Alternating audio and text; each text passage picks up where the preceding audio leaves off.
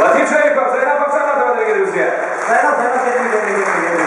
Peki de bana iş olmalı. Biz gelmeyen konser bir tema kasayette. Zeynep yıllar bitip geliyor. Ben ağabey kadar geliyor. Ikimiz de uğurlup birbirine vurup ya da açık gitken. Son namazdan öylesine için.